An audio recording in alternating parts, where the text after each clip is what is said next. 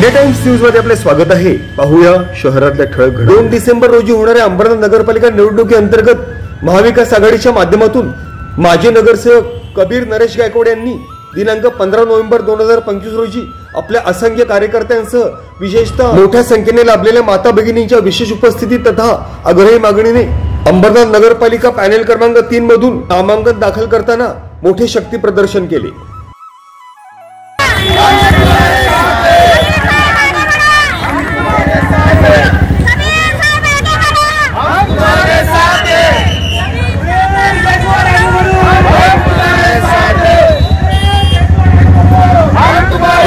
सदर प्रसंगी कबीर नरेश गायकवाड यांच्या समवेत काँग्रेस पक्षाचे अंबरनाथ शहराध्यक्ष तथा माजी विरोधी पक्षनेते प्रदीप नाना पाटील, ज्येष्ठ कामगार नेते श्यामदादा गायकवाड, माजी नगरसेविका सुधा नरेश गायकवाड, सत्यजित नरेश गायकवाड तथा संपूर्ण परिवार तथा शेकडो कार्यकर्ते तथा पदाधिकाऱ्यांच्या उपस्थितीत महामानव डॉक्टर बाबासाहेब आंबेडकर तथा राष्ट्रपिता महात्मा गांधी यांच्या प्रतिमेस पुष्पहार अर्पण करीत सदर नामांकन दाखल करण्याबाबतचा औपचारिक श्री गणेश करण्यात आला।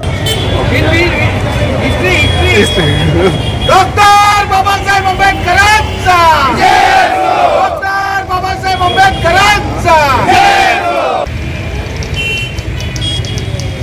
महात्मा गांधी जय जय। महात्मा गांधी राष्ट्रपिता बाबासाहेब गांधी राष्ट्रपिता महात्मा गांधींचा जय हो। राष्ट्रपिता महात्मा गांधींचा जय हो। अंबरनाथ नगर परिषदेअंतर्गत येऊ घातलेल्या निवडणुकीच्या अनुषंगाने महाविकास आघाडीच्या माध्यमातून पॅनेल क्रमांक 3 मधून कबीर नरेश गायकवाड यांनी काँग्रेस पक्षाच्या 15 या निवडणूक चिन्हाच्या अनुषंगाने निवडणूक नामांकन पत्र दाखल केले असून त्याच अनुषंगाने काँग्रेसचे शहराध्यक्ष तथा विरोधी पक्षनेते प्रदीप नाना पाटील यांनी काँग्रेस पक्षाच्या माध्यमातून एबी फॉर्म उपलब्ध करीत अर्ज भरताना त्यांना मोलाचे मार्गदर्शन केले। तसेच कबीर नरेश गायकवाड हे सर्वाधिक मताधिक्याने निवडून येतील असा विश्वास व्यक्त करताना आगामी येणाऱ्या नगराध्यक्षपदाच्या निवडणुकीत महाविकास आघाडीच्या नगराध्यक्षपदाच्या उमेदवार नूतन प्रदीप पाटील या विजयी होतीलच असा आशावाद त्यांनी व्यक्त केला। तसेच मोठ्या फसव्या विकास कामांच्या अनुषंगाने सत्ताधारी पक्ष असणाऱ्या शिवसेना शिंदे गटाच्या कार्यशैलीवर संपूर्ण जनता नाराज असून त्याच अनुषंगाने परिवर्तन हे घडणारच असा आशावाद देखील यावेळेस पॅनेल क्रमांक 3 चे महाविकास आघाडीचे उमेदवार कबीर नरेश गायकवाड यांनी व्यक्त केला। Bureau report India times news. असं आहे की आपल्या अंबरनाथ शहरामध्ये गेल्या 10 वर्षापासून निवडणुका होत नव्हत्या, तर लोकांमध्ये एक उत्सुकता होती का बाबा निवडणुका कधी जाहीर होतील आणि कधी निवडणुका लागतील।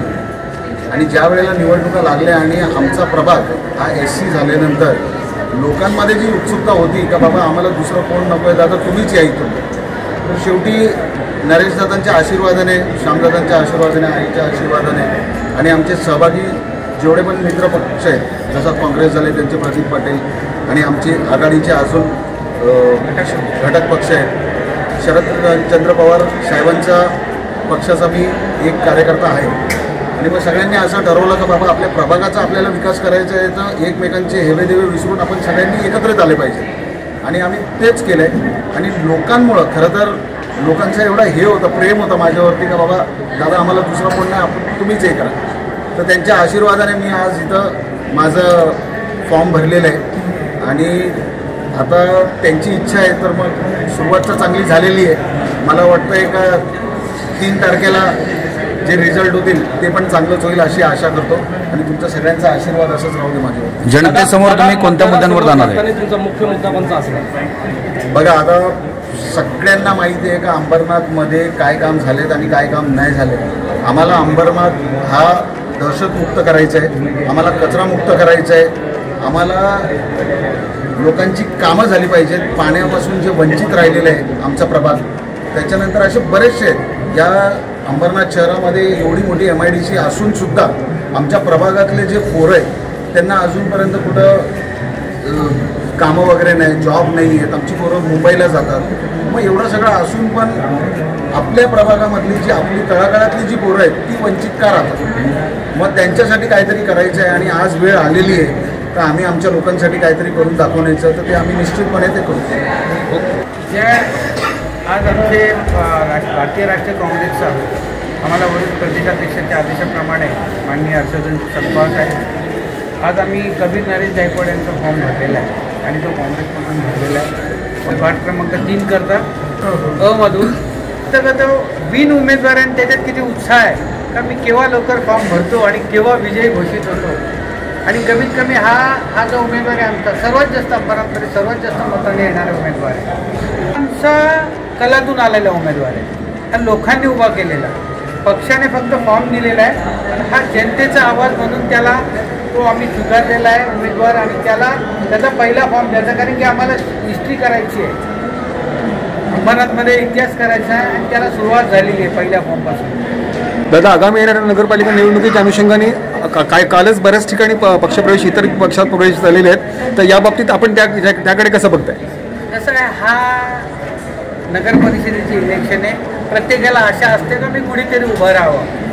मग कुठे आता प्रत्येकजण पुढारी झालेला, प्रत्येकजण नेता झालेला आहे, कोणालाही नाही बोलता येणार आणि प्रत्येकाला अधिकार दिलेला आहे. बाबासाहेबांनी संविधानामध्ये जो अधिकार दिलेला आहे, मग प्रत्येकाला अधिकार आहे तो उभं राहतात आणि त्यांनी राहावं. आणि प्रत्येकाने गुन्ह्यागोविंदाने हे इलेक्शन आनंदाने पार पाडावं, कुठलेही विघ्न न येतात, कुठलेही गालबोट न लागता, अशी मी सर्व अंबरनाथकरांना शुभेच्छा देतो. दादा, नगराध्यक्षाबाबत चर्चा झालेली आहे, काही चर्चा आहेत बाकी, पण आम्ही काँग्रेसतर्फे आमचा नगराध्यक्षाचा उमेदवार नुतन प्रदीप पाटील म्हणजे माझ्या मिसेसला दिलेला आहे आणि काटेकी टक्कर आहे आणि या विजय आमचा निश्चित आहे. कारण की लोकांना बदल हवा आहे आणि लोक बदल करतील. लोकांनी त्या अनुषंगाने सुरुवात केलेली आहे. अंबरनाथमध्ये इतिहास होणार आहे आणि बदल होणार आहे हे निश्चित आहे. शहरात ते विकासाच्या मुद्द्यावर ते नागरिकांसमोर जात आहे, तर त्याबाबत काय सांगाल? आम्ही विकासाची कामं केली आहेत म्हणतो. आम्ही विकासाची कामं केलेली आहेत. याच्या अगोदरही काय झालेलं आहे का सत्ताधाऱ्यांनी जो विकासाच्या नावाने विनाश केलेला आहे आणि धडच्या नावाने ठेकेदारी केलेली आहे आणि नगरपालिका आज कुठल्या परिस्थितीत आणून ठेवलेली आहे जग जाहीर आहे. आणि अंबरनाथचा काय विकास झाला 30 वर्षात हे सगळ्यांना माहिती आहे. आजही लोक पाण्याकरता तडपतात, आजही लोकांना वंचित राहायला लागतं पाण्यापासून. हे अंबरनाथचं दुर्दैव आहे. मनापासून वाटतं की आमच्या दादाला तिकीट द्यावं आणि आमच्यासाठी दादा आमचे उभे राहत नव्हते, आम्ही उभं केलं त्यांना आणि दादा येणार आमच्या एरियासाठी. त्यांनी जी कामं केली बघून आम्हाला असं वाटतं कारण त्यांनी इमानदारीने जी केलेलेच कामं केलेत आमच्यासाठी ना, ती कामं बघून आम्ही त्यांना भरपूर सपोर्ट करू आणि आम्ही त्यांना सपोर्ट केला का तुम्ही फॉर्म करा आणि आमच्यासाठी काहीतरी करा. म्हणजे इमानदार माणूस करून त्यांनी आमच्यासाठी खूप काय केलं ह्याच्या अगोदर आणि इथून पुढे करतील अशी आम्हाला खूप खात्री आहे. कबीर भाऊ आमच्यासाठी भरपूर काहीतरी करतील आणि ते एकच असे एकमेव माणूस आहेत का आमच्यासाठी काहीतरी करतील अशा आम्हाला खात्री आहे. म्हणून आम्ही त्यांना सांगितलं का तुम्ही आज झालं आणि आमच्यासाठी उभा राहा आणि आमच्यासाठी काहीतरी करा, तर तुम्हीच आमच्यासाठी काहीतरी करू शकता. मैं आपको ये बता दूँ, ये प्रचार में ये एकता का संदेश है. जैसे कबीर भाई हमारे कई वर्षों से हमारे जो वार्ड की है वो सेवा करते आए हैं. इन्होंने उम्मीदवारी नहीं भरी, आज हम जो सामान्य लोग हैं आज हमने अपनी उम्मीदवारी भरी है. आज हमने अपना हक मांगा है सरकार से. कबीर भाई से ये निवेदन है कि जैसे आप कई वर्षों से हमारे साथ है, हमारे साथ रहे और ये इलेक्शन आप जीते, ये हमारी माँ बहनों की सबकी दुआ और आशीर्वाद है. नमस्ते. वाटतं आहे आम्ही पण म्हणतो की दादाच आमच्या नगरसेवक व्हावे. त्यांनी खूप काही आमच्यासाठी काम केलेलं आहे, आमची खूप वेळा मदत केलेली आहे, तर आम्ही सगळं त्यांच्या पाठीशीच आहे. कभी तो चलो मेरा बेटा है, लेकिन मैं चाहती हूँ कि कभी आए हम लोग एरिया में और कभी जैसा कोई है नहीं, सिर्फ कभी जो है अच्छा है, बस यही बोलूँगी. और भाई बहुत अच्छे हैं और पहले से वो रहे या नहीं रहे हम लोग का हमेशा साथ दिए हैं और आज वो नहीं हम लोग उनको लेकर आए, वो जीत करके हम लोग के एरिया में आए. ये हम लोग से सबका आशीर्वाद के साथ है.